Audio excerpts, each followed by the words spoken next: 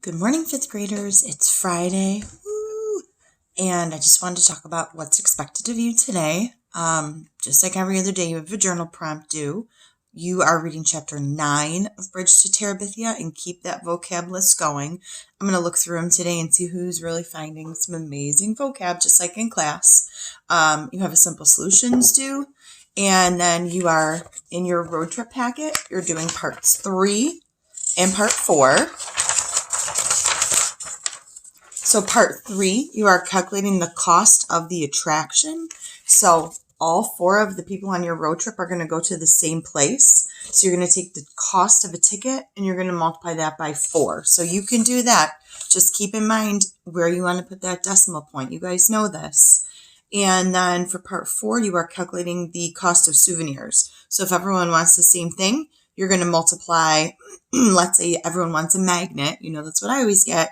It's $3.15, so 3 and 15 hundredths, and you'll do that times 4. If everyone wants something different, you just take those 4 decimal numbers and you're just going to add them up, which you guys can do.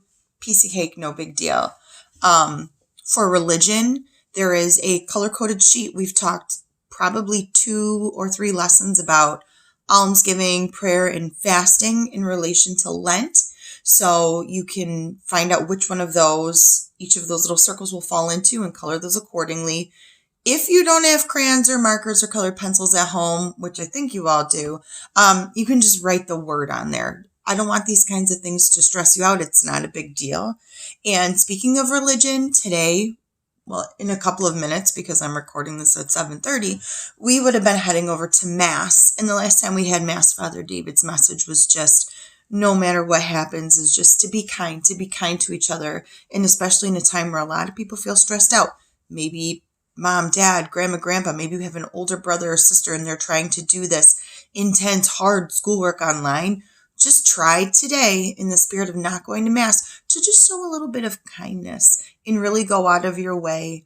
I know for me, the twins, they don't have a whole lot of work. They're in 3rd grade, so they finish their schoolwork quickly. And then Justin, who's in 6th grade and he's in advanced classes, he needs quiet. So a kindness that the twins have been doing is that they do something quietly until he's done with his schoolwork so that he can focus.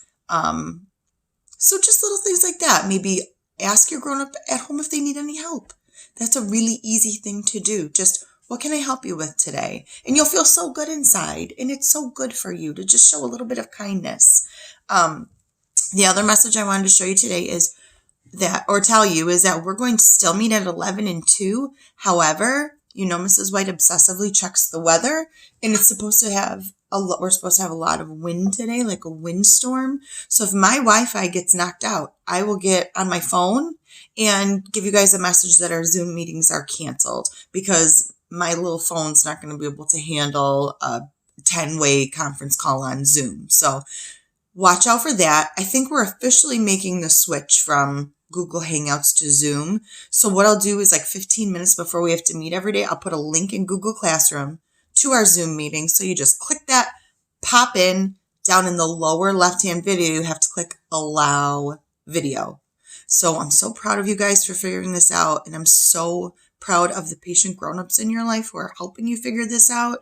That's all for now. And I will see you at 11 o'clock today. Bye.